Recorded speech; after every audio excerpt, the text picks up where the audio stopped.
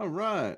Good morning, everybody. We're going to get into our third round here of acquisition error best practices and all that good stuff. So we got some pretty interesting stuff to cover including keyword research. Uh, I really want to get across that keyword research for what we're doing is considerably different than it is for traditional SEO. And there's a big long story behind why that is and all of that. I won't get into that, but all of the keyword research, and this is just a little something for those of you that are SEO guys. You guys have been under false pretense for a lot of years over what the real keywords actually are, because Google hides all that stuff. And I know you have a lot of different keyword tools. Some people are using Ahrefs, some people are using SEMrush, some people are using the actual Google keyword tool. And the keywords, it doesn't matter what tool you're using, all the data is coming from Google. Google is seeding all those keywords. Everyone's using the Google APIs. So Google is disseminating the information that they want you to see. They want you to be under their spell, so to speak. So you're getting a lot of inaccurate data. And I know there's some hardcore SEO guys that will fight me tooth and nail on that. But I'm telling you, it's accurate. Um, Many of you have heard me tell this story, but at one point I was actually in the main offices at Google in Mountain View. And above all of their doors, there's this little ticker tape running across. And, it's got all kinds of weird stuff on it. And I asked somebody, I said, what is that? What am I looking at here? Because there was a different one over every door in the whole facility. And, all these weird words were just running really fast across these ticker tapes. And they said, well, that's real-time search. That's what people are actually searching for right now as it's going across there. And obviously, each one was like from different data centers around the world because, Google's got a lot of different facilities and a lot of different servers to serve up all the information that they've got. And then their main core server compiles it all. So I'm sitting there for about 45 minutes just watching this thing run. And not once in 45 minutes in the three or four screens that I was looking at in my view, did I ever see a keyword come across there that looked anything like what Google is feeding up to us all. These were very conversational search strings. They're very long, they're very disoriented. And when I thought about it, it's like, yeah, that's the way I run searches. I'll put a bunch of different random words trying to focus in on what I'm trying to get to, and then Google's trying to decipher that.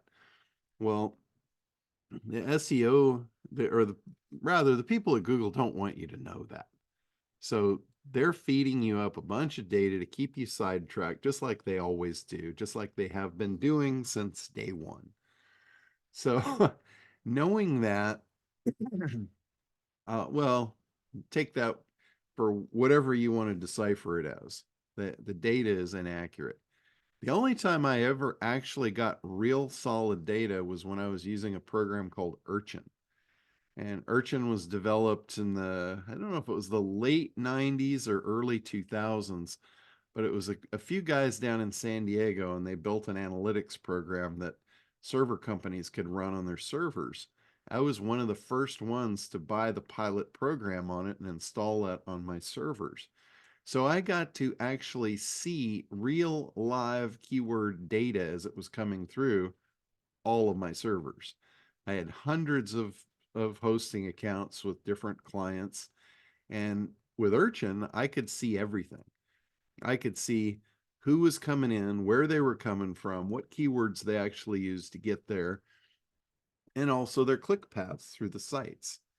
And I got probably 3 or 4 years worth of that data, being able to see reality under the hood of what was really going on. And then guess what happened to the Urchin software? It got purchased by a company called Google, and it got renamed to Google Analytics, and it got all of the valuable data stripped out of it from day one. So that's where Google Analytics came from. I was really pissed because they took away all the valuable data, all the stuff that really meant anything. And they've been slowly stripping data out of it since and putting false information out to you about what's going on, what's happening. They're hiding the good stuff from you. So I just wanted you guys to know that, because there's a lot of people that, will come to me and they're really dead set on these keywords that they have to have because Google told them that, or a keyword research tool told them that. Guys, what you have to do for keyword research is you have to use the tool that's between your ears. That's the only one that is going to work for you. And you got to think about who you're focused on, who you're targeting. You're trying to figure out what they're looking for. And the cool thing about our keyword tool, or the way our program works in relationship to keywords, is very unique compared to the way SEO works. In SEO, you've got to get the exact match, you've got to get the right string, you got to do a lot of research as far as what keywords you're going to use. And then if they don't work, it takes you 6 months to figure that out. We can get to the bottom of it in minutes with our tool. So that said, you want to use, in our system, you can use 1, 2, and 3 word strings for your keywords. I would not recommend single word strings. I wouldn't recommend you use any single keyword. And what I mean is just a single word as a keyword, because what our system does is it will take whatever you have as a keyword and it will grab any possible variation. That means any search string out there that has that word in it. It'll grab them all. And excuse me. I haven't got my morning allergy sneezes out of the way, so I apologize for that. But anyway, one keyword is not a good idea, because what's going to happen, it's going to get you a bunch of stuff that is irrelevant. It's going to get you a ton of different stuff that you don't want. Man, thought I had it out of the way. But anyway, so steer clear of one word phrases. And, I can't think off the top of my head of any particular situation where a one word phrase would be a good idea for you. 2 words is much better. And 3 words is even better than that, because what happens when you put 2 words into your search phrase, now we're only going to find search strings that have both of those words in them. So you don't have to use keywords that are irrelevant, like near me. I see a lot of people putting near me in. You don't need near me. It will find it. It will grab it anyway. What you want to target is you want to target the valuable keywords, the most valuable keywords that have to be in the search string. Near me doesn't have to be in the search string because it's meaningless. You can target by zip code if you want people out of a certain area. You can target by the state. So forget all the localized type of keywords. You don't need them in your keyword phrases. Let's use an example of like a realtor. A really important keyword for a realtor is sell. Because for a realtor, their best customer is going to be the one that is going to sell their house, and they can sign them up and they're going to get the commission whether they sell the house or not. So sell, selling, those keywords are going to be crucial to be in all of the phrases if you're targeting a seller. Sell house, you do not need my. My is irrelevant. You don't need sell my house. You need sell and house. Sell home. You don't need fast. It's going to find it. So you want the keywords that are crucial, not the irrelevant keywords. So again, 2 word phrases are going to get you more than a 3 word phrase. A one word phrase is going to get you everything under the sun that's got that keyword in it. Again, I don't believe that's a good idea for anybody because you're going to get too much junk. So the more specific you get with the keywords, the better off you'll be. Now, we're focused primarily on secondary search here. So again, using the Google keyword tools is only giving you very skewed data out of Google. The thing here with secondary search, this is incredibly powerful.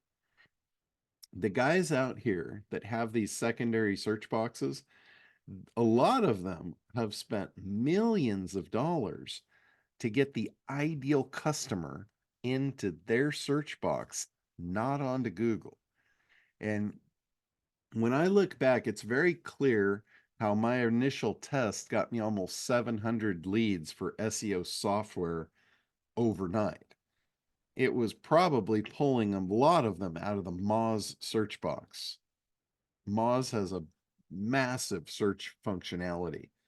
And so this program, Acquisition Air, works probably the best on industries that are focused on secondary search, which there's a ton of them.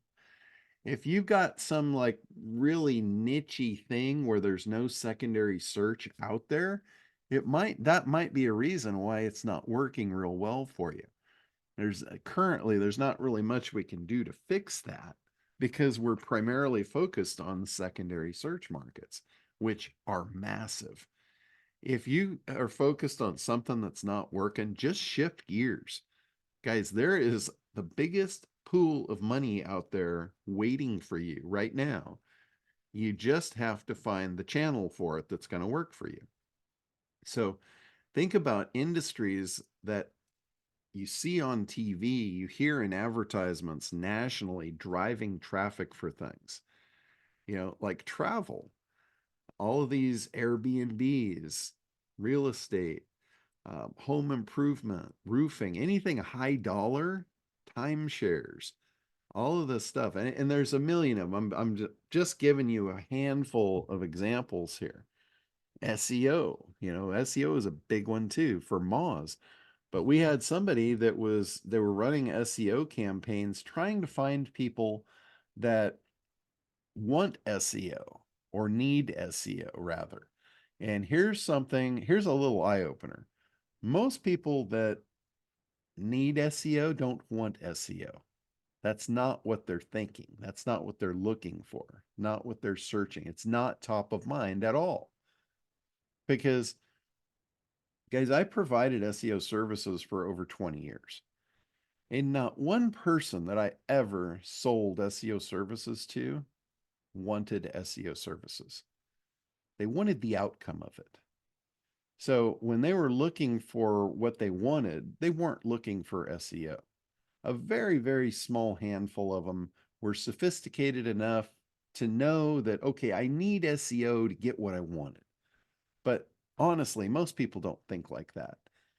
You need to really focus down on who you're targeting and get in their head and figure out what it is that they want, why they want it. And that is going to open up a world of keywords to you that you're probably not thinking of and you're not finding in keyword research tools. Now, I know everyone's just like me. Most of them won't admit it, but I'm lazy as shit. I mean, I want stuff done for me. I don't want to go out and do any hard lifting. And I know you guys are all just like that. You want a tool, you want a magic button, you want something that's going to give you the answer right now. The closest thing, well, like I said, the best tool you've got sits right dead center between your ears. And you've got to think this is a thinking man or thinking woman's game here. But if you want to be lazy, there's this tool called ChatGPT. I know you've all heard of it. You've probably all played with it. You can use that to brainstorm, because a lot of people, they get stuck in blank page syndrome. When you ask them what the keyword should be, they've got a blank page and they don't know where to start. And it's really hard to get the ball rolling. So ChatGPT is really good for that. What you need to do, though, what you need to understand with Chat GPT is it's a machine. They call it artificial intelligence, but it's a machine. There's nobody, nothing on the planet going to be smarter than you are. You know, they say AI is going to be smarter than every human being on the planet. Bullshit. It's a machine. All it is if you put garbage in, you're going to get garbage out. If you put good information in, you're going to get good information out. If you put better information in, you're going to get better information out. So start by using it and put good information in. Tell it who it is. First of all, the prompts are incredibly important with ChatGPT. So the first step in building a prompt, if you want ChatGPT to do the heavy lifting for you, here's what you got to do. The first step is to tell it who it is and be specific. Tell it you are a researcher in the travel industry, the real estate industry, whatever your industry is. Tell it you are a researcher in this industry. You know everything there is about this industry. You know who the most productive customers are. You know the most high value customers. All the stuff. Just pre-frame it with who it is and what you want it to know. Then it's not going to be grabbing garbage.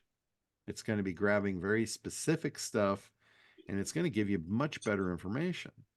So tell it who it is. That's step number one. And then tell it what you're doing. You say, I'm trying to find, and then list off your ideal customer. Tell it exactly who they are, exactly what their problems are, everything you can think of about that customer of who you're trying to find. And then say, what I need you for today is to help me figure out what this person might type in a search box to solve their problem. That's how you do keyword research. Now, take what it gives you, and again, feed that into that little computer between your ears. Refine it and keep asking questions. That's how you're going to do the best keyword research.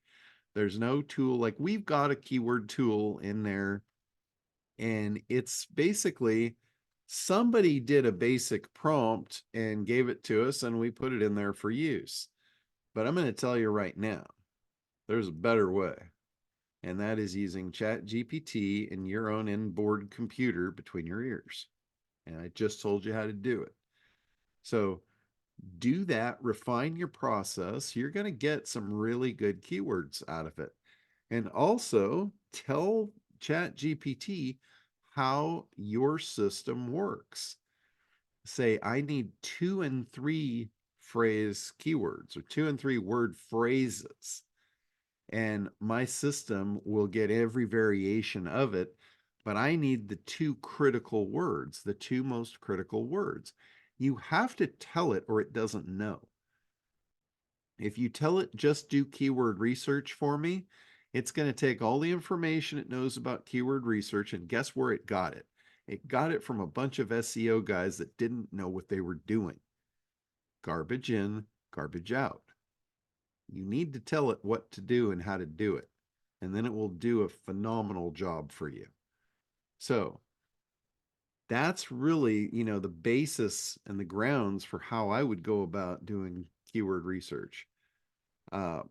Mike's asking about Bard, Gemini versus Chat GPT.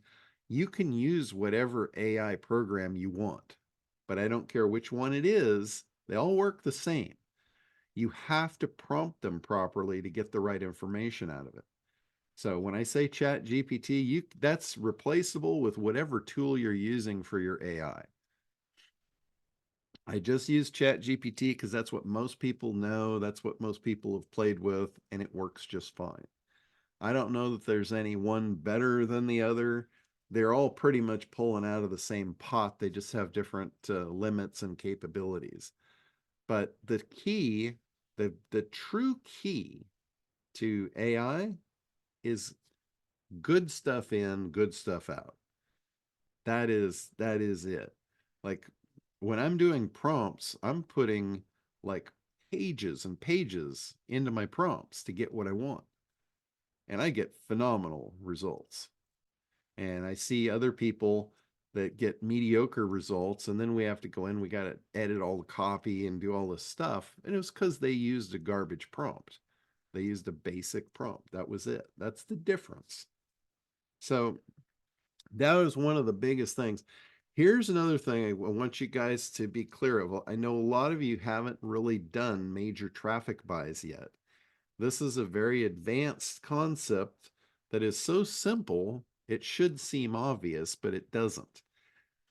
And when you are doing your advertising, your marketing, you're really trying to segment. If you guys are not segmenting for your marketing, you're really blowing it, because when you try and talk to everyone, you're talking to no one.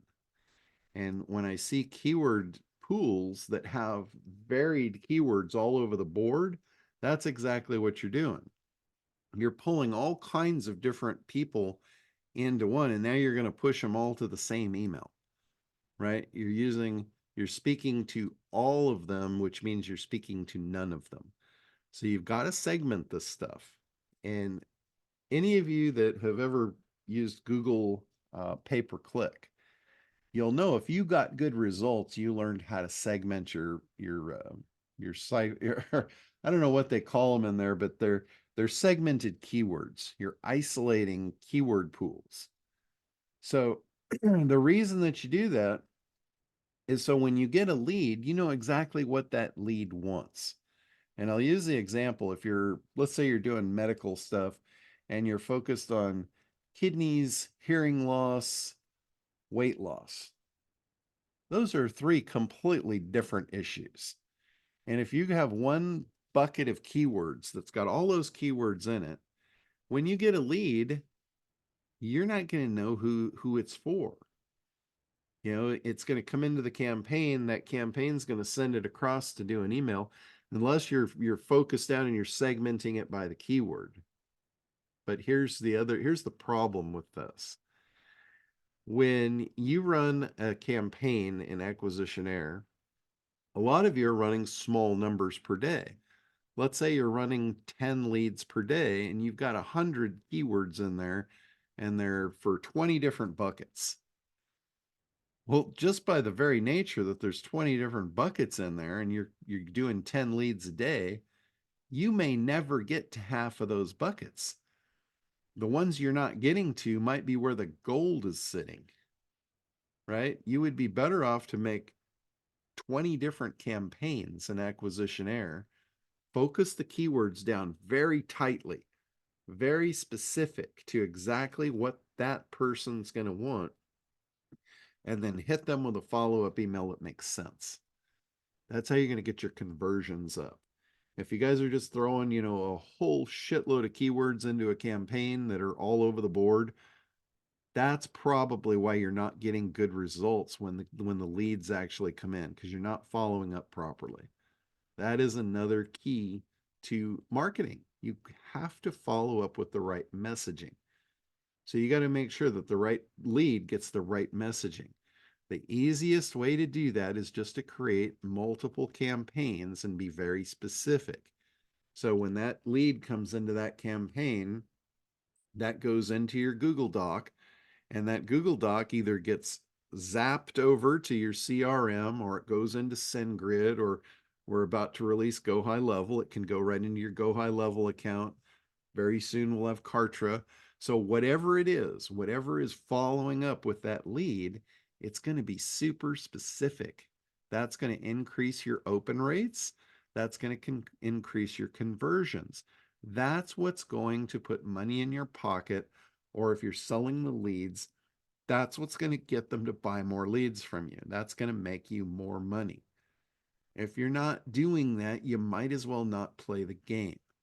If you can't win, there's no reason to play. Plain and simple, marketing is no different. It's a game.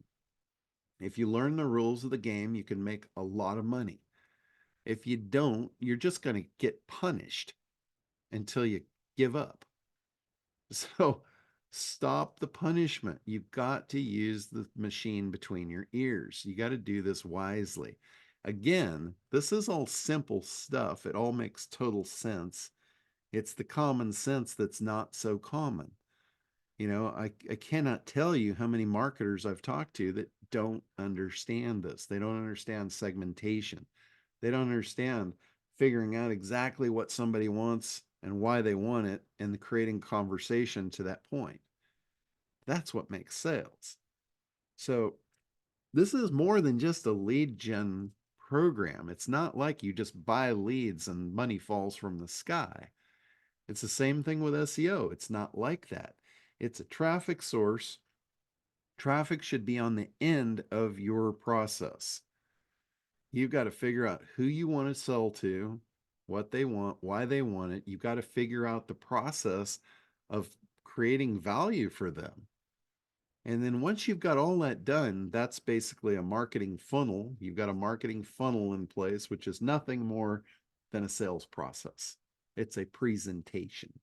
It's how you show up, grab their attention, create demand and desire, eliminate objections, and make an offer.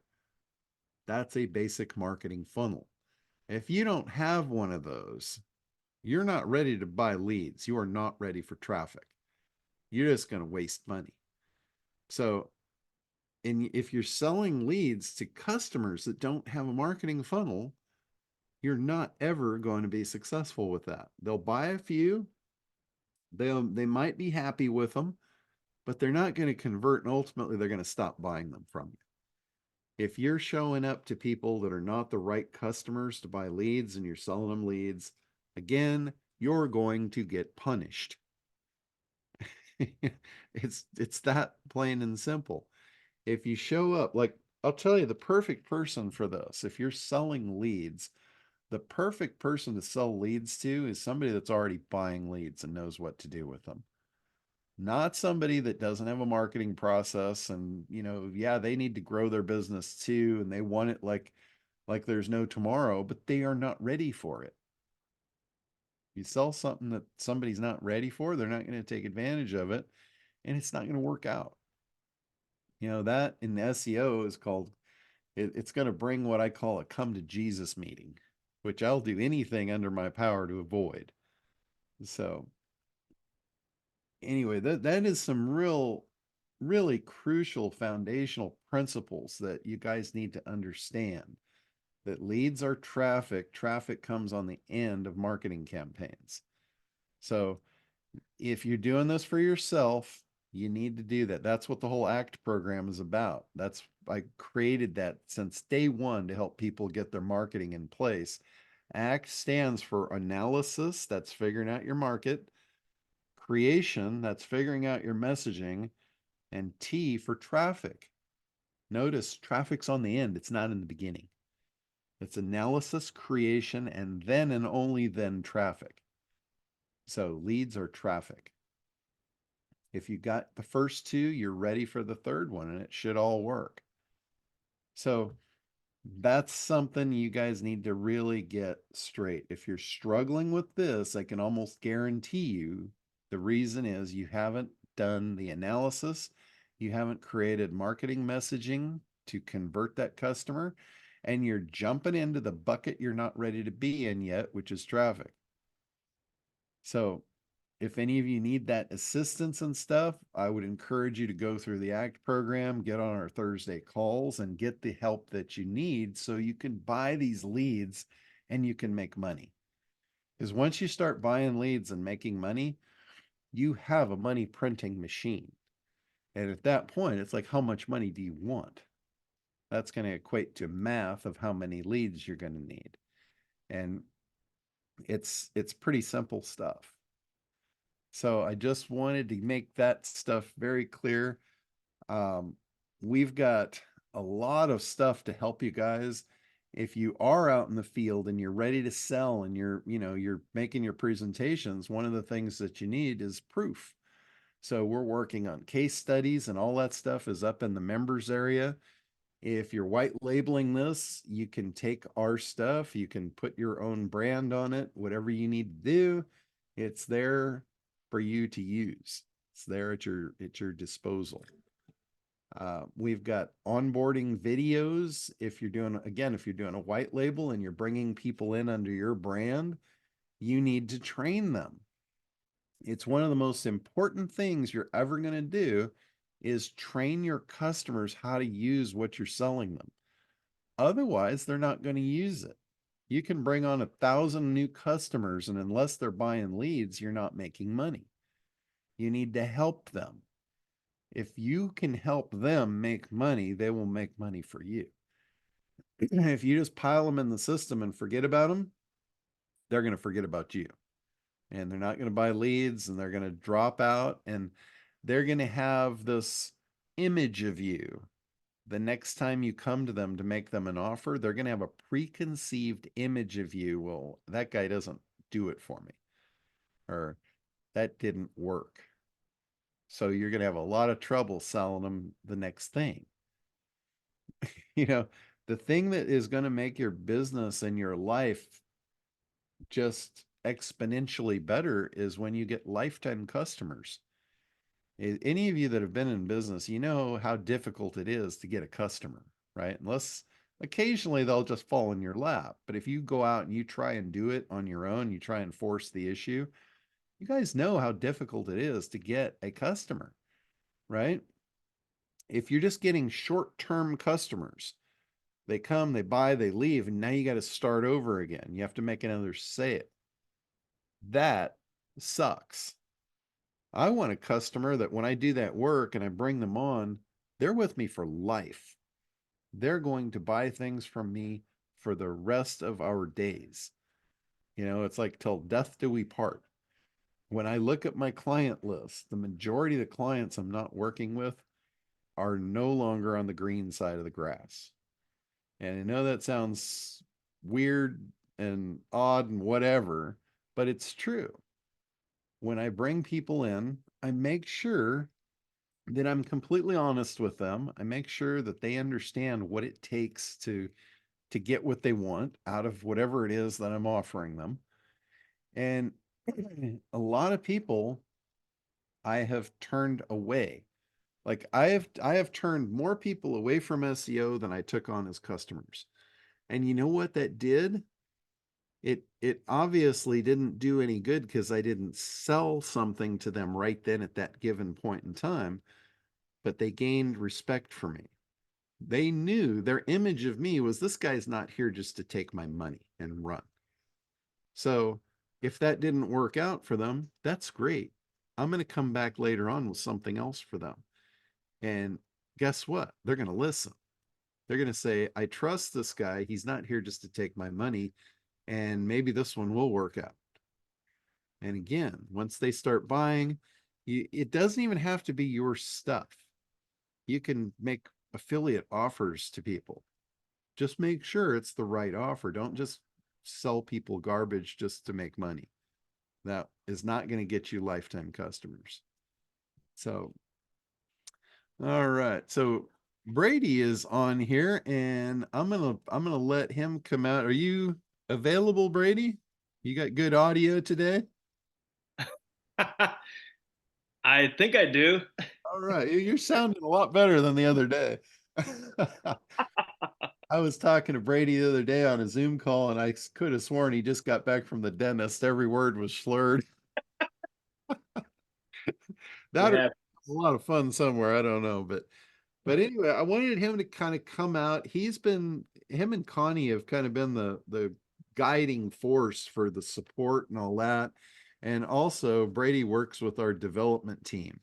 So he's got a real good pulse on what's happening behind the scenes, the upgrades that are in process. I'm always a little overzealous and throw stuff out like long before it's ready. So I'm gonna let him kind of tell you like what's here, what's near, and I guess you don't have to say what's out in the future, Brady, if you don't want to, but what's here and what's very near, like I'm talking like within the next couple of weeks. Well, I don't mean to pass the buck, but Daniel, are you available to speak? Yes, sir, I am. Oh, look at that. Tech All support right. on the call So, like Jimmy John's, freaky fast. So for those of you that don't know Daniel, he is actually the head of our programming team. So he is the force behind the magic. I am just the puppet. So Daniel, let's do this. Let's go through some things that have happened in just the last 7 days, some things that are about to happen in the next 7 days, and then anything that you feel comfortable with letting the cat out of the bag of things that are coming without giving dates. Oh, that's dangerous. That's so I'll let you roll, man. I know there's some exciting stuff that people have wanted. I know Brian Kelly's going to be a happy person here very soon with some things. Let's start with the last 30 days and then where we headed. Yeah, sure.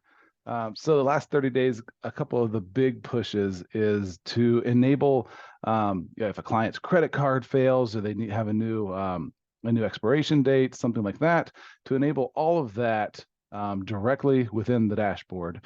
So you don't have to back and forth into Stripe. That was a big push. And then debugging that, we had a handful of clients whose credit card was failed prior to the push, and then it wasn't the button wasn't working. So manually cleaning all of that up. One of the things is the getting SMTP email notifications, getting those cleaned up. So the platform works very well and is very stable once it turns green and we have it good to go. But what we are seeing is a lot of email providers are throwing extra messaging, we'll put it that way, and which is giving false positives. Oh, I got this message from the system that I had a failed email. Well, it's still working, but we're getting messages such as you hit your daily limit of free emails. So using an email provider for your customer care emails that like a Google account or not a free trial account, things like that, that helps a lot. But cleaning up a lot of things like that and just making it very smooth for all agencies and customers. Honestly, that's been the past 30 days. We also have what's called a sandbox. A sandbox is where we push things to staging and test them and try to break them. And so coming out, we will have videos on big releases out of our sandbox account. The sandbox account is completely non-branded, so you may use this video for any of your clients if you wanted to prepare them for any kind of updates. It's a non-branded URL, so it doesn't have any particular company on it. So that's something I'm excited to start doing these preparing videos for you so we can give everyone a heads up. The heads up that I'm excited about right now, that I was actually poking around with earlier on the call while John was talking, is a new integration. And when you click on that little integration plugin, right now on my sandbox, I have Go High Level. And we are testing, we are proofing it, working really good. And within the Go High Level integration, we will be able to select any existing tags, unlimited tags, or add tags right from the dashboard. So that is something that that will be live in the next few days as long as the testing continues the way it is. So that is one I'm excited about right now. We have Kartra direct integration also in the works. I don't want to give a hard timeline on that, but it will be pretty soon. And let's see. I don't know what else we want to let the cat out of the bag on. You don't have to necessarily let the cat out of the bag, but I think we've talked about this as far as possibly in the future being able to get other data. Oh yeah, sure. So that is a little bit of a cat out of the bag, but let's talk about it. Well, just a little bit of a teaser. How about that? Okay, teaser. All right. So in the near future, we will have the ability of business data. If available, we will append B2B data, business data, domain URLs, work phone numbers, LinkedIn profile links, things like that. There will be your ability. Now it is expensive data, so there will be an upcharge to the agency, of course, and then you will have the ability to upcharge that within the dashboard to your clients. So B2B data, if available, we currently do not have exclusive. You can't say only include the lead if there is B2B data. That is a future desire also from the tech perspective, but we're not able to do that yet. But we will include it if available. And then also, we have heard loud and clear on verified phone numbers, cell phone numbers that are do not call scrubbed. So the real estate campaigns, any of the home services campaigns, those plumbers and those, we've heard it loud and clear. So we are also working to enable verified cell phone numbers, and those numbers will come in with a do not call flag scrub. So those are the two big pushes over the next month, probably month and a half, depends on how testing goes. But yeah, we're excited about those developments also. Awesome. One of the things, and Daniel, maybe you can hit on this as well, but if you haven't noticed, if you've onboarded a client in the last, say, 3 to 5 days, you'll notice maybe you told that person, I should say, him or her, about a questionnaire that they would fill out, and they could not find it whatsoever. It brought them straight to the dashboard after they put in their payment verification with their credit card. That is correct. We deleted the questionnaire. We felt like it was going to be very useful when we launched several months ago, but that has actually created, I think, more confusion, and we chose to go ahead and delete it, which brings me to my next point, unless Danny, you want to add anything there. No, go ahead. Nope, it has reduced the confusion. Yes, because now the agency can train the customer on the original experience the first time, the right time. So Daniel, real quick, just what's the process? And I know we're going to be getting videos out. Daniel said he would have these videos out by tomorrow at noon. No, I'm just kidding. I'm pushing him to that, but I'm trying. we will have, like Daniel said, a suite of videos coming out very soon. We'll put that link on the site, as well as like the help link. We're trying to figure out what's best there, but just a real quick process that the client will go through now that the questionnaire is deleted. Yeah, so we just having those videos available for you as the agency. You can put them into your own client onboarding training directly if you want to, or simply use them as a template to make your own videos. That is great also. But starting forward, once they fill out their credit card information, agree to the terms of service, they will be directly on the dashboard, and they won't have the questionnaire, and they won't be asking, hey, where'd that questionnaire go? I want to start a new campaign. They'll learn how to do it the right way the first time. And I do want to make a point from a technical perspective on the onboarding process. I know that some agencies will select the button to not have any logins for the clients. They can't do anything, complete white glove experience. And the terms, when they step through those first 3 pages and they agree to the terms and conditions, put the credit card in, they're also agreeing for data privacy terms that protect you as the agency. They protect everyone down the chain. So it is important that if you select the ability to completely white glove the experience, that you have the terms in your own contract that they're going to obey canned spam. They're going to obey the do not calls. The customer will agree to protect the data of the person. So that is one thing that, from a technical perspective, that I would just be a best practice. So make sure they go through that and they put their credit card in and agree, and that's important. Hey, Yeah. Daniel, on that point, can we get a copy of that we can put up into the members area so it's easy for somebody to find? Brady, if you can put that up in there, because I know that's something Richard had asked us about in the past. Yeah. Absolutely. So, and the software is designed to automatically token your business name and address and such in there, so you are protected as the agency. So there will be some big blanks in there of token information. Just make sure to edit that to be correct. But yes, we can certainly do that. Gotcha. Yeah, that's important, because I know when you see it the first time and then it disappears, you can't really find it back in the system again. So having that in our members area, I think, would be a big plus. Absolutely. John, I saw the need for having that some kind of a contract or whatever. And so I was looking to write my own, but then when I actually managed to figure out how to get back in and look at yours runs on 16 pages, single spaced in Office.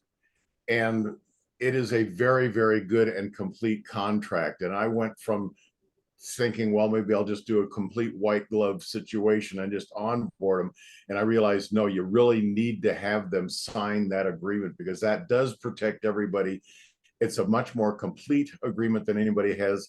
And as soon as John changes it from being based out of Ohio, maybe our way of putting in whatever local state you're in, that would be a good thing to do. But it's an excellent, excellent contract. Yeah, that just happens to be where our attorneys are, so they do that by default. They don't want to go to California to defend something if they have to. So Yay, That's- Buckeyes! Yay, Buckeyes! Yeah, but that field is one that you guys might want to look at figuring out how to auto populate based on the location of whoever is running that particular platform, because that's the only thing in the contract that's not absolutely perfect that I can tell. yeah. Well, on the I don't know if we can actually do that in ours, but you could certainly do that with, if you pull it out and make the edits yourself, for sure. But then how do we put it back into the system? You wouldn't. That would be directly between you and your customer. Yeah. So if you're white gloving this and your customer's not really going in there going through the system, you're basically giving this directly to them. So that would be the whole point and purpose of that. Yeah, well, I want to use your contract because it's a lot more complete than the one that I was looking at. So yeah, you can do that. Just make any edits that you feel are necessary, and you can do that for sure. All right, let's go to was there anything else before we move on here? Yeah, I got a question. Hold on. One second, Manny and Chris. John, were you going to hit on anything responsibility wise regarding the level of access that you purchase, or do you want me to hit on that? You can start that up. Yeah, go ahead. Okay. Chris, Manny, just 1 second. It's been very apparent that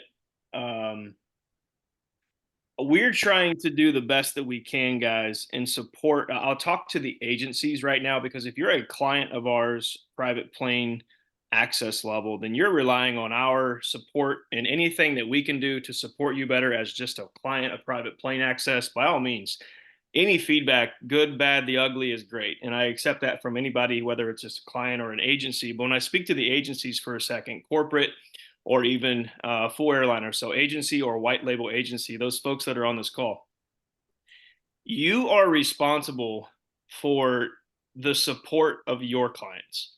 We can't support everybody, and especially a white label.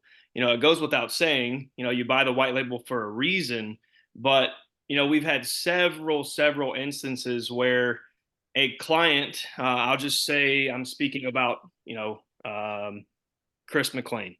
Let's say a client of Chris McLean onboards and starts a campaign, and it does not go well.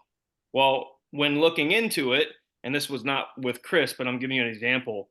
Looking into it, there was horrible keyword selection. There was really no support from Chris's agency when that client onboarded. That is not Acquisitionaire Internet Dominators role to play. You have got to take the reins in your agency and onboard your clients the way that we have tried our best to onboard you as a client of ours. If the buck stops with us, you will have a very short-lived business, because you're going to have very disgruntled customers I'm not saying you need to have a webinar every month with the 3 to 5 or 10 or 100 clients. Maybe when you have more clients, you can do that. But take the time early and be the support for your clients as best possible, and act like you built the system or something. No, you know it better than anybody else, and pass that torch on so your customers can have success. Because if you come back to us in a support ticket and say, "Hey, this customer's unhappy, what do I say?" and we look into it and it's just a keyword issue, or it's something that could have been avoided if you as an agency would have taken ownership, we can't control that. We can't help that. And that might sound obvious to some people, but we've had some instances, and I just want to make sure everybody understands that you have to be responsible for the level of access that you choose using our software. So that's it. Yeah, yeah. When you become the vendor, you are the provider. You're the expert. You're the ones that they look to.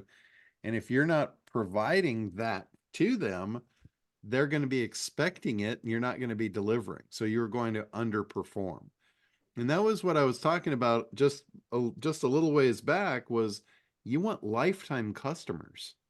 If you bring somebody on and you see that they don't know what they're doing and you're not willing to help them, you're going to have a bad experience. So either bring on the right people and support them in the way they need to be supported, or if you're going to bring on the wrong people, make sure you're prepared to support them as well. And it's going to be a much higher touch service. If that's the case, you might have to wind up building marketing campaigns for them. That might be perfect for you and your business. Your business might be to build marketing campaigns. You know, like we've got several people on here right now that I see that that's what you do.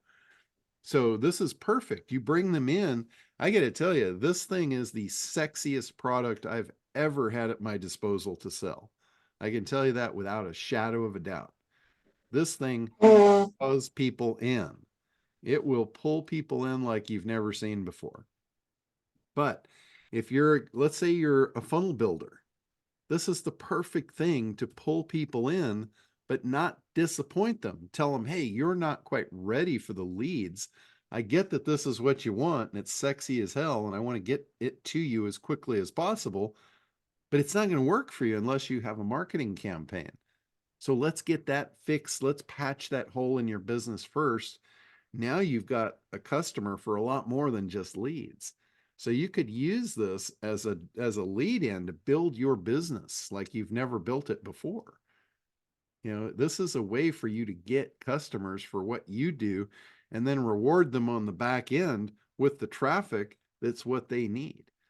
So it is a perfect puzzle piece for most of you that are running agencies doing any kind of digital marketing for businesses. This is what you've been waiting for.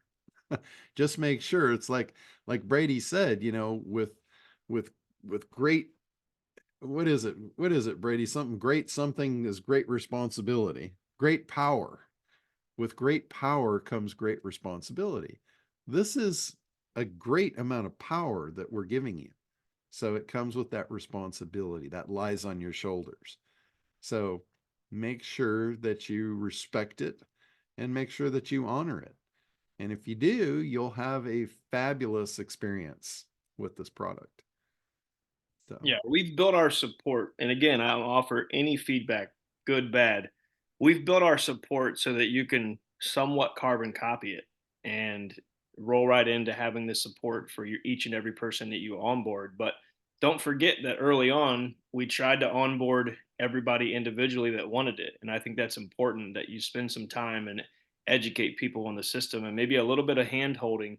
And once you get that down, now you can streamline that process. So just an important thing that we need to keep remembering, because again, like I said, I think last call, this product is only as good as the folks that continue to make it better. And if we have bad reviews out there because one person didn't do their due diligence as an agency to help their customers, and now they're not getting the quote unquote good leads, and they're saying these are crap leads or it's a crap system or whatever, that's not necessarily Internet Dominators Acquisition Air's fault. It's your fault. And you're putting a tainted name on something, in my opinion, that can literally revolutionize not somebody's business, but their lifestyle if treated correctly. So, all right. So I'm going to make Brady the co-host here, so he can kind of take the reins. I'm going to be hopping off here in about 5 minutes because I have another call I have to jump onto, but you guys can continue the Q&A. Brady, are you good with that? I'm good with it. I got Daniel on here, so I'm confident. You're I standing. don't know how long Daniel, don't leave me, man. I got a few more minutes. We're okay. Okay. I'll leave Brady standing on the shoulders of giants. That's funny. So, let's go to Chris. He's been waiting patiently. Hey there, good morning, everyone. Thanks for all the great information and clarification. I have 2 quick questions. The first one's about like if I update software, on my computer, and if I look at the last update and see it was October of 23, I know I've got the current version. But if I go there and it says like, February 18th, I say, oh, that's a new version I need to update. My question is, Daniel, when you put up the new new videos, is there any chance you can distinguish it by date? Because like even now when I go to acquisition and I see there's 2 of the videos have new, I don't know if that's new when you put it up or new since you put it up. Brady can actually do that when he adds them into the support area for you. Because you know what I mean? You'll probably make, just like you're making now, you're making updates to the existing ones. You might even tweak it a little more, but I'll never know which is which or when I should. Anyway, you understand what I'm saying.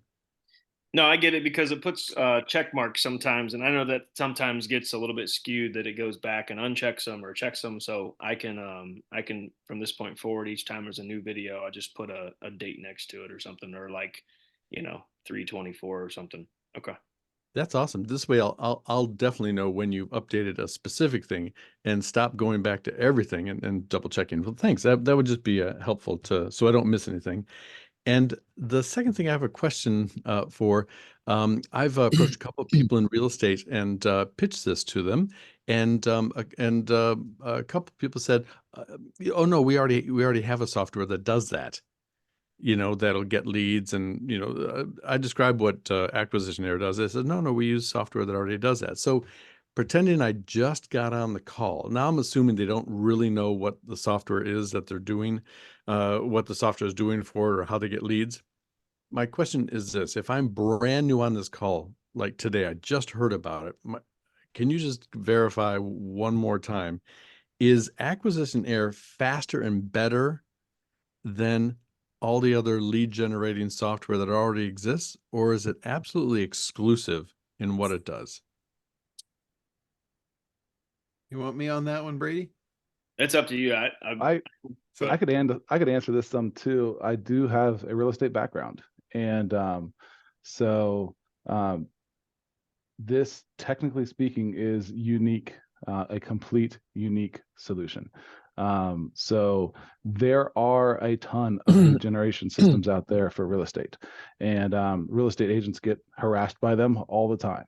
So, but 99% of them are running ads to landing pages or Facebook form fills, and that's what most real estate agents think of. They say, "Oh, I get leads. Yeah, we can focus on these keywords, and then we get the leads for these communities."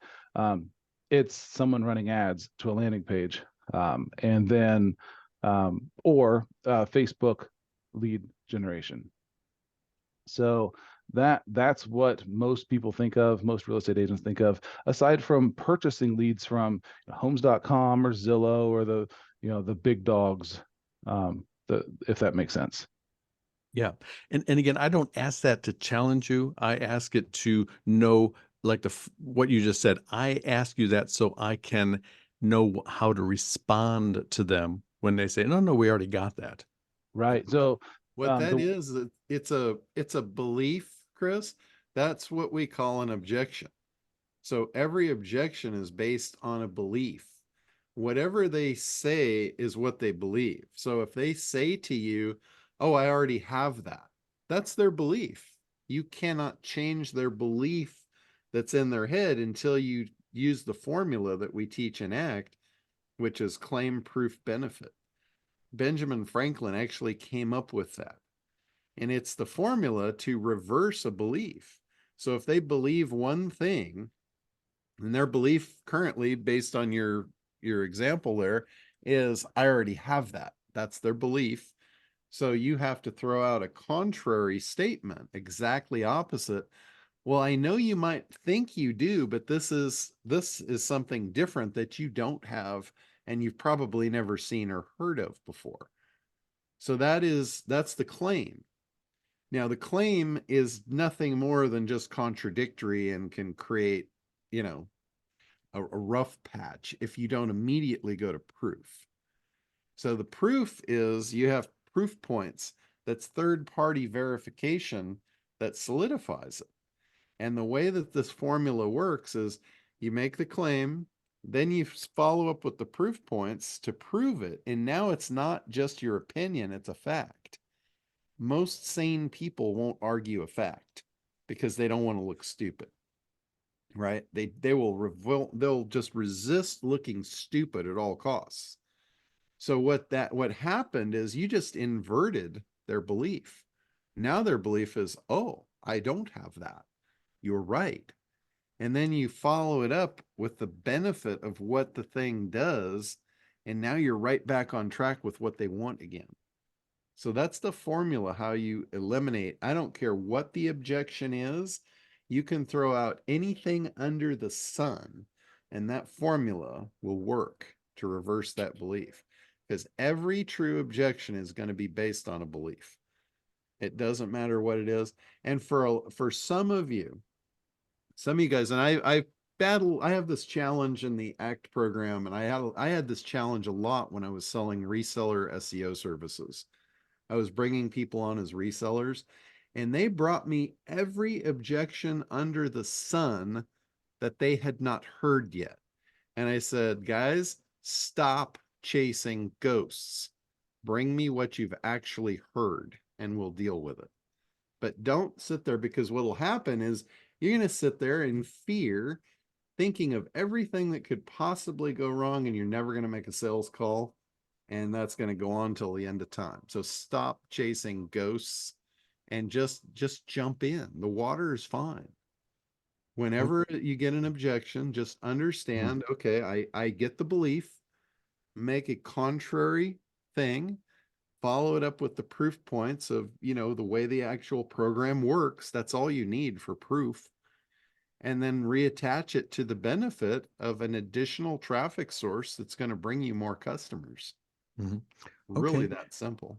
Yeah. Well, all that's helpful. And again, the part about, listen, I understand there's plenty of a response could be, I understand there's plenty of software lead generation out there, but a great deal of it is, people running Facebook ads, and getting interest that way. But that is a long process. That is, you don't know if those leads that they're selling are exclusive to you, whereas our system is you're in control. You get them. It's not someone clicking on an ad. It's someone specifically looking for what you sell, and we get them 3 steps ahead. Yeah, so there's your proof. 3 steps. Right, yeah, we get it 3 steps ahead. It's like, oh yeah, you can go. Oh, this is good. Oh yeah, sure, you can go the long, expensive way, as most people are doing. But we give you 3 steps ahead to get them even before they click on an ad. Is that appropriate? Is that? Yeah, you got okay? it. You got it. That's perfect. Yeah. Thanks for helping me work through that. I appreciate it very much. Absolutely. So I'm going to leave you guys in Brady's capable hands. I'm going to hop on another call. We have a big fish coming on board today, so I have to go help our reseller close that deal up. So I'll talk to you guys soon. Go get them, Tiger. You betcha. Chris, one thing that I will mention that I think I said on the last call too is people want what they can't have. And sometimes when we're a little bit hesitant to give it to somebody, it's almost like, well, why aren't you trying to sell this to me? Right. So a little psychology. So even as you already overcame that objection, something I would follow up with is almost like a pre-qualifying statement, but you would say something along the lines of, well, let me ask you this, because this isn't for everybody. I want to make sure we would set you up for success if this was something that would be a good fit for you to find some ideal leads for your agency or your brokerage. Do you guys have a current, marketing ploy, right? Current marketing campaign? Do you guys have a multiple step email campaign? Something along, do you guys have funnels set up? Like, what's your current process for leads that you already generate? And if it's like, oh, well, we get referrals, or, we get things from, just scraped list, and we call them or we reach out to them or whatever, like, that is a red flag. Like John talked about, it doesn't mean that this person can't ever be a good customer, but Chris, you will literally lose more hair, as you and I can't, trying to work with people like that, because unless you're going to do the marketing for them, you need to find somebody you can get them in the hands of. If they say, hey, listen, it sounds like this is something new, I got to get my hands on this, but I don't have a clue about the email marketing stuff. Can you help me? I would identify somebody that you can align yourself with through an affiliate, or somebody that's already got that done. And we're working on a few of those alignments for people. So I guess I want to make myself clear, Chris, whenever maybe you overcome those objections, I would still go one step further for your sanity to say, hey, listen, we're not a fit for everybody though. Let me ask you this. What's your current process with leads? Like, how do you manage those? If there's not any technicality and there's no process, there's no, like, they can tell you exactly the multiple step process, they're probably going to struggle with these leads. They're going to be the folks that just want to call them up and try to one call close them, or they're going to want to send them one email and then send an email back to you and say, Chris, you sold me really good, you're such a good sales guy, these leads suck. The leads don't suck, they just don't have a process. So does that make sense, Chris? Like, I wanna make sure you're not just selling it, because, like John said, you can sell this. It's a very sexy product, but we also want to make sure we set people up for success as well. If that makes sense. Brady, these calls are valuable, not just from the technical updates and everything, but from a forum for us to kind of hash it out, what we're um, uh, up against when we approach people. So what you said, it works on so many levels. Because and again, John said this, and I need to get a sales book on how to sell and actually work on that. But what you said was really smart. Well, what's your current funnel system or lead system? See, that, I guess that's a really good sales techniques, where you ask questions. And now they're talking about their system, how they do it. And then I can kind of probe in there and see how I can shore it up or add to it. But even more so than that, I might literally be talking to the wrong person in the company. There might be someone, like, if I say, what's your system? And they go, oh, I have no idea. Well, I could be the best salesman in the world, but if they don't know how their marketing works, I can say, is there someone who can answer that question? Or they might say, oh, I don't know anything about that, I'm just a sales manager. But who you really need to talk to is Phil, our in-house marketing person. So asking that question, trying to qualify them, what is your current way of handling leads or generating leads? If they don't know I'm talking to the right person, who can I talk to about this? Or they And that, might be the wrong client or customer in general. And where I would tell you, now you ask them, well, let me ask you this. Do you have a budget in place to hire it out? And if yeah, they say, yeah, absolutely, we got 2,000, we got 10,000, whatever we got to do to make it work, you're working with the right person. There's a positive attitude there. But if you're like somebody says, oh no, that's why we're just really looking to just find something that works. Huh. They don't understand marketing. I would cut your losses and say, hey, this is probably not going to be a good fit, and just be okay with walking away and talking to the right people. that's huge. That's huge. Instead of me, it's like I could be the best dog walker in the world, Yep. and I am talking someone up and down, up and down. And then they finally say, I say, so you want to sign up? And after I give my pitch for like 10 minutes, they go, no, I don't have a dog. Yeah. It's like, I'm talking to the wrong person. Yep. Yep. Okay. Yep. Anything else, Chris? No, man, that's Yep. plenty for me. And Thanks. I gotta jump. Hey, So Daniel, one literally just 30 seconds. There's a question that wasn't answered in the chat that I just saw that Cynthia re-questions, and I want you to answer it. It says, so this only pulls from secondary search boxes and not from Google and Bing. Is that right? I want you to give, a technical description. Okay, sure. So that is correct. This only pulls from secondary search and secondary search indicators. Google and Bing are closed systems, so they do not. If someone figures out how to hack into Google, they'll probably go to prison. But yeah, so public indicators are not there. There are no public indicators on Google and Bing, but there are public indicators on the landing pages. So when they go to the landing page after doing a search, those indicators can often be identified, as well as search within those pages. So there's actually two elements of that. There's a lot more, and that goes in behind the scenes, but the URL string can be an indicator, but that is correct. This is secondary search and search indicator technologies, but the direct what is typed into Google cannot be monitored, but where they go off that click can be. So yeah, your ISP sells everything. Incognito doesn't really do much. So anyway, yeah, yeah, we'll leave it at that. sounds good. Much of the recipe there. So Yeah. yes, but no. Correct. Not Google and Bing directly, but there are still indications Yes. of what was done. Yes. All right. Appreciate it, man. Absolutely. I'm gonna take some of this call and cut out some stuff so people can actually have these on the site. So I appreciate you hopping on as always, Daniel. Always good. Yep. Talk to you later. See you guys. All right, Manny, and then we'll go to Jason, and then if nobody else has any questions, we'll wrap up. But Can you hear me? I'm good. Yeah, can you hear me? Okay. I have first of all, the real estate thing actually helped me. Information. I'm been working on my landing page, and there's a couple of things that Daniel talked about, the new data information. But first of all, I let's just say I use the CRM for a client, say the Google spreadsheets. Okay, so let's say I'm selling a minimum of a monthly 20 leads per month that they sign up. How can I control that? That I would also get a notice on my end. Is there a system?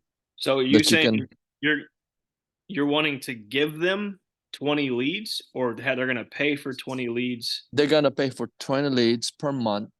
I have 3 tier. One is 20, one is 40, and I think one is 75 per month. Okay. And they have to go into an agreement. And then of course they can always opt out if they want to discontinue. So the main thing for me is how I'm going to observe with their own CRM, and how can I stop that 20 leads, and you are only allotted 20 leads per month. How can I control that? Well, so I'll tell you how our system works, and then you can figure out how that's going to work, Okay. for the customers. I would tell you that 20 leads a month, unless you're talking about leads that are already nurtured, that you're going to nurture, Manny, through an email campaign, you're going to give them, really, that's less than one a day of leads per Right. month, as far as the smallest package, and then 40 and then 75. So from anywhere from 0.75 leads a day to 2 leads a day or whatever, that's kind of the packages you put together. I'm assuming that's nurtured leads that are already somewhat qualified, because if not, then 20 leads a month, you're misleading them as far as only having 20 leads come in, and that's literally how you're gonna I can always change that. I was just using that as a sample right now. Right now we're getting on my studio for the martial arts.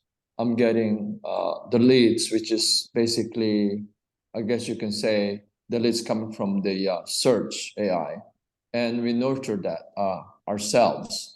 But for the client, they have to do their own way to nurture it. And what we provide basically is the leads only, that they have to do their own email marketing follow up. That's their responsibility. So going back to the question I have, whether it's like 50 or 80 or 100 per month, how can I control that leads and stop that so that way they don't go more than But what they have we do it on agreed a per day basis is the only thing that we have. Daniel per day mentioned this, basis? but Okay. in the future, we're going to have batch or kind of retainer billing where they pay a certain amount, say they pay $500 or $1,000, and whatever price point you give them is how many leads will come out. And then once that gets close, I see. So per day. So I can do at least a minimum of 2 per leads per day on up to however many, correct? I mean, you can do 1 lead a day. I mean, is it Okay. recommended with our system, Manny? I think you're cutting your feet out. I think you're setting yourself up to have customers that are unhappy by only a lead a day. Well, I'll go with what you suggest. If your system is a minimum of 2 leads, then I would sell it I mean, that way. you can technically put in 1 lead a day. We probably should default that to 5, probably just because, I mean, if you're only doing 5 leads a day, John's talked multiple times on these webinars where, do you want to take 100 days or 90 days to figure out what you could figure out in 4 to 5 days by doing 100 leads a day for 5 days versus however many, 500 leads is divided by 10 days, that's 50 days, right? Or 10 leads a day, that's 50 days. Do you want to take 50 days to figure out your funnel, or do you want to take 5 days? So again, it goes back to the root question is, who are you selling these to? Because if they're not good at the email marketing piece, they're going to fail. Exactly, that I understand, because I'll have on the onboarding program I have, they will have a specific instruction and notes concerning about that part. Okay. Because that's a responsibility. My responsibility is to get them good leads. It's their responsibility, and they have to understand. I put that on my landing page, that it's their responsibility to follow up with their aura, their how they would follow up. Mainly, of course, since we only got email, so they have to do that through their email system. So that's the responsibility. So going back to say 5 default, and so I can set up any number, and that would stop just for that particular per day, right? Let's say if I do 3 leads per day or 5 leads per day, they will only get that, correct? Yeah. Whatever leads per day that you set is what the system is going to shut off at. If you set it at 3 leads a day, once those 3 leads come in, the system shuts down for the day and turns back on the next day. Okay. Thank you very much, Brady. Yeah. And I have to go to my, Okay. unfortunately, I'm at my doctor's appointment here, but I'll follow up with the email support. Sounds good. So I got some more questions. Thank you. Thank you. Go ahead, Jason. Hey Brady, quick question again. I was the secondary search piece. I understand, Google and Bing, you don't pull directly from there, but it sounds like once they get off of Google and Bing to wherever they go, then at that point, do they have to type in another search in a search box in order for that to trigger it? And then my other question is like a platform like Facebook and Amazon, is it able to pull from those types of platforms or not? Amazon, yes. And I don't know, this is a technical question, so I'll do the best that I can. Just know there is, outside of Google, Bing, those 2 search boxes, Daniel kind of gave you a little insight as to, no, it's not directly from Google, Bing, but there is I call it a back-end process that is not illegal, all that kind of stuff, which you guys heard. But as far as things like, John mentioned, people spend millions and millions and millions of dollars on certain industries. For instance, realtor.com is one that spends millions where people aren't going to Google. They're going to Realtor or Zillow or whatever, places like that. For these searches. He mentioned Moz. But when you say Facebook, I don't want to answer that yes or no, honestly, Jason, because I don't want to mislead you. I don't know if it's a for sure yes. or no answer regarding Facebook. But Amazon, there's several other. If you guys do some research on secondary search, I mean, there's millions and millions of providers, and as our system continues to scale, some of the things that we can do with our providers and adding more providers, it's only going to get, as a old mentor of mine said, gooder. It's only Okay. going to get gooder. But as far as giving you every specific secondary search network that we use, I can't get you that. Okay, But yeah, I was just Amazon, kind of like, because when I've been trying to sell this, I've been saying, it doesn't necessarily pull from Google or Bing, but I was telling people, potentially like Quora, Reddit, places like that. And I don't know if that's accurate or not. But like Home Depot or something, I would assume, or yeah. Travelocity or travel.com or whatever. I mean, Yep. I'm just trying to, I just don't know. Like if I should tell people, it pulls from Quora or it pulls from Reddit or something like that, because those are massive ones as well. But I don't. I just want to make sure I'm conveying the accurately what it does pull from. Yeah. Again, I don't have a complete list A to Z of everything we do or do not use. But the thing I can tell you is this: if you put in a keyword, because maybe you thought of a secondary search somewhere that might have been a good channel and some keywords aren't working, like John said, what I love about John is his positive mindset of, hey, if it's not working, just tweak it. Find something else that is working for your customers. I don't know if he's on here. I don't want to totally shift the conversation, but I literally just saw that somebody's on here, and I told him I would actually bring him on a call like this and interview him. I'll see if he's willing to in a minute. But I don't know if that I don't know what I can and can't say, Jason. I'm going to be honest here. I'm kind of in I a pickle. understand. um, I get it. I don't want to ask you something you can't answer. I mean, I do I have realize some. it's a valid question though too. I get that. If you're going to go out and Right. sell that sort of thing, um, you know, between conversations with tech and things, I haven't been given the secret sauce. It's That's fine.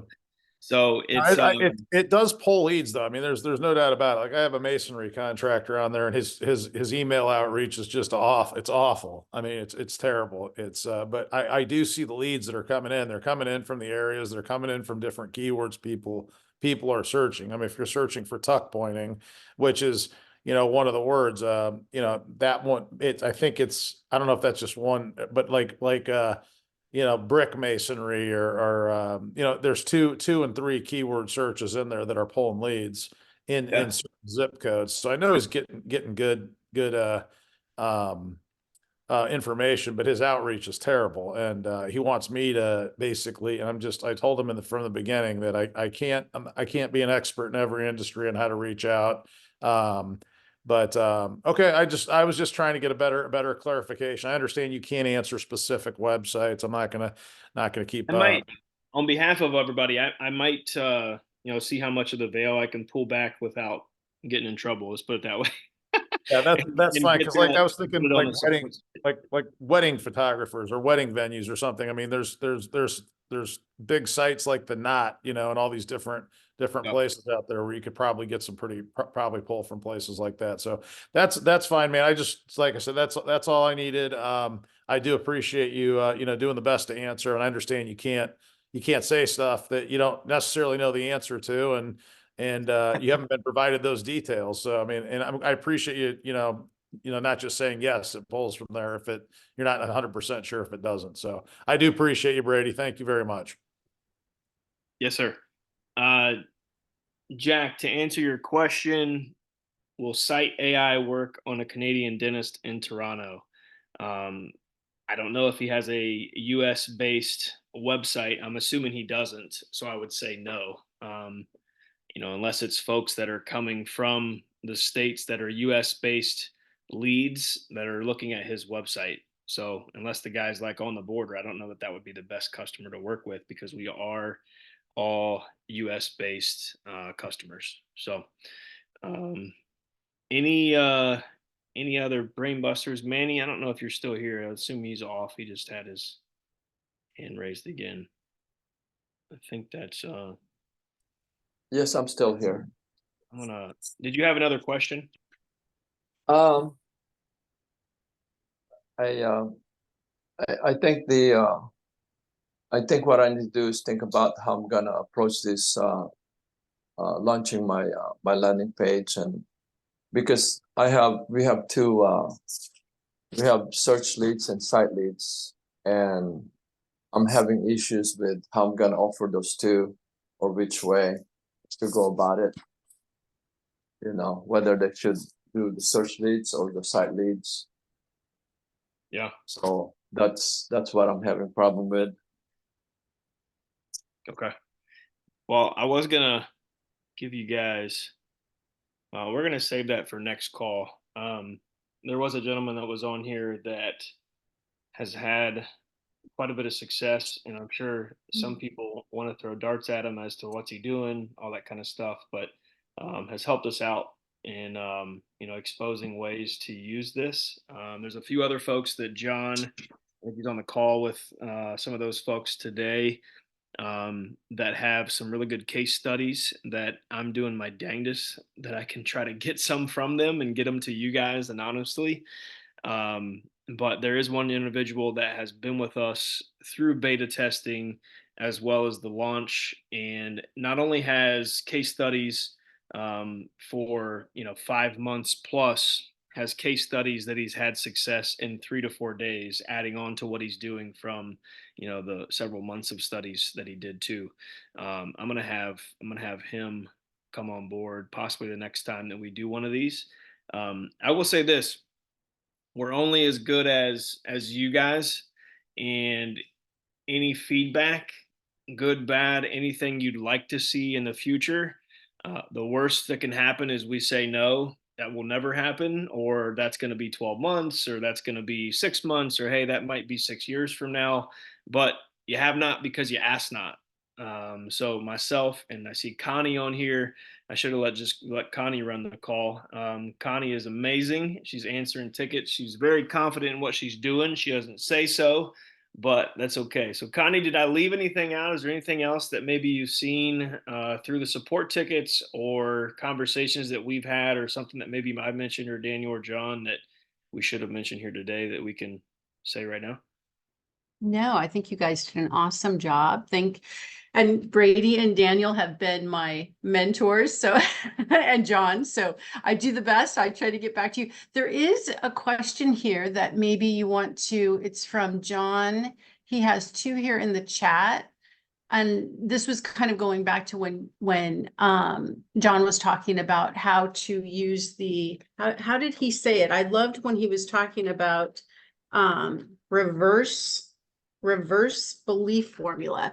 But he has, after you tell them we have a lead system you have never seen, what proof do you offer and how do you phrase it? That was one of his, so maybe you might be able to give him some guidance on that, Brady.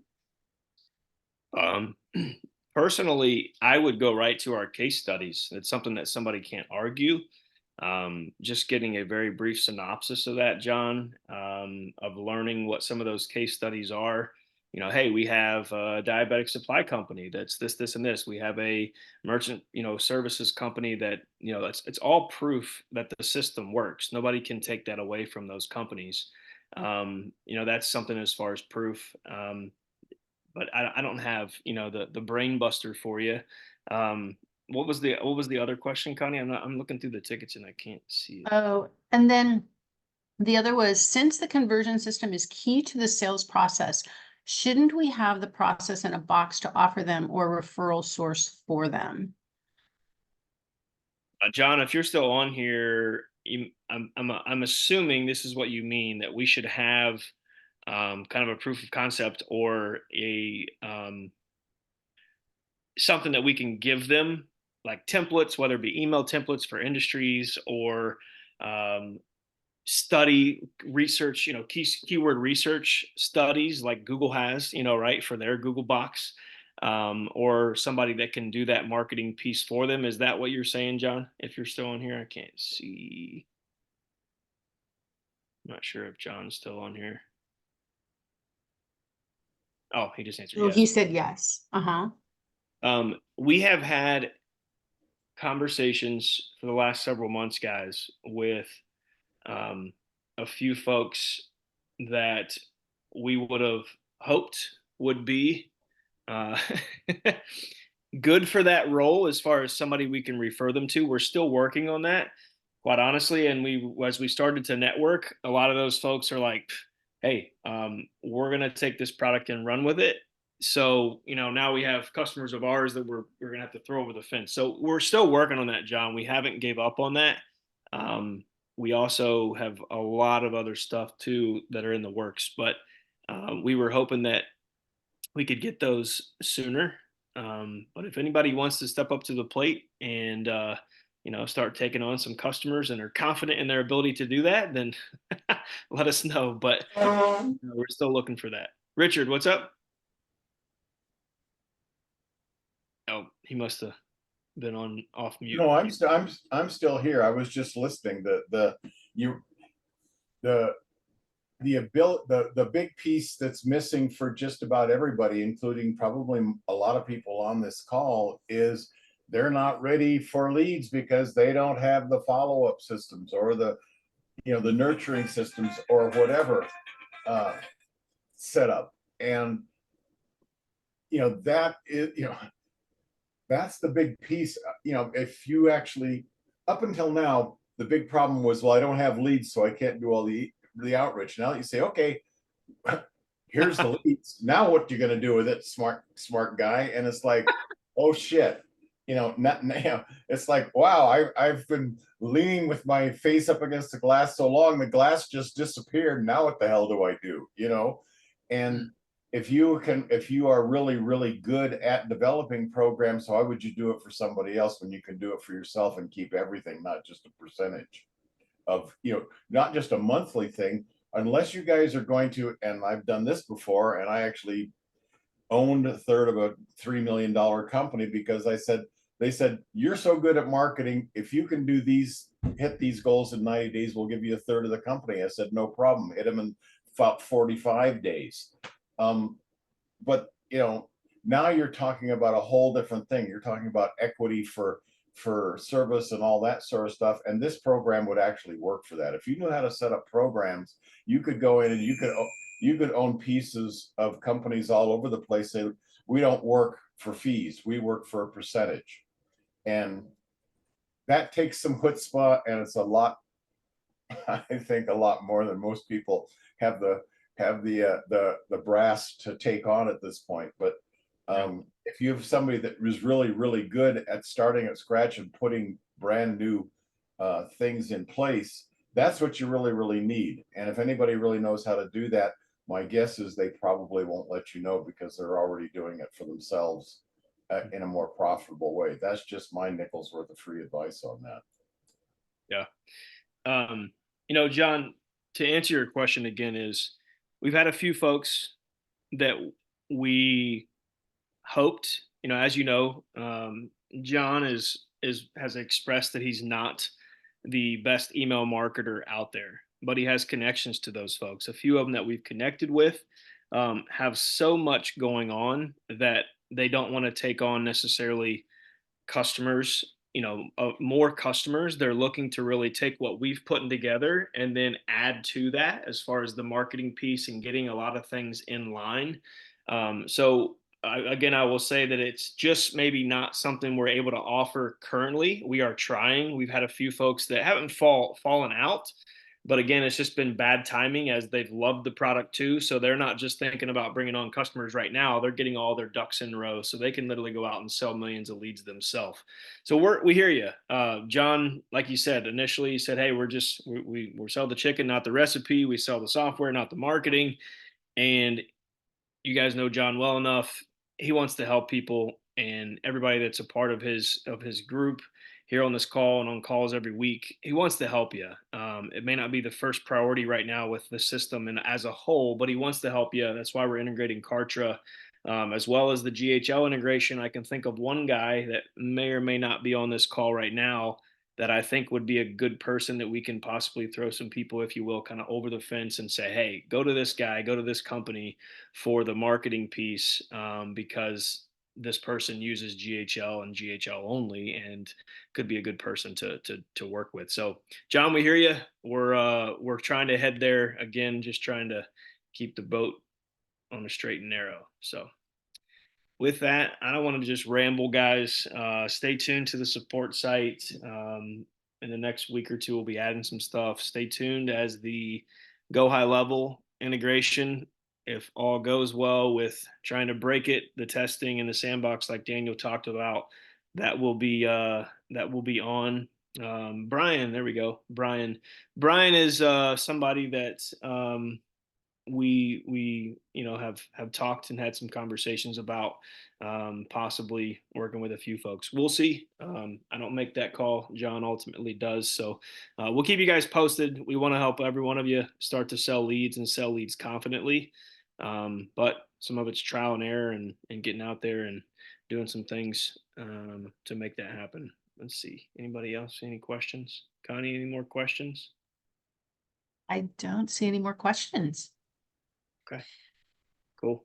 Well, we will be getting, I give Daniel a hard time. Him and I have a really good relationship, so we joke around a lot, but I am pushing him pretty hard to get the anonymous videos out. So you, as even a client, but also really more importantly, agencies can onboard your clients with using our videos and having kind of a suite of those.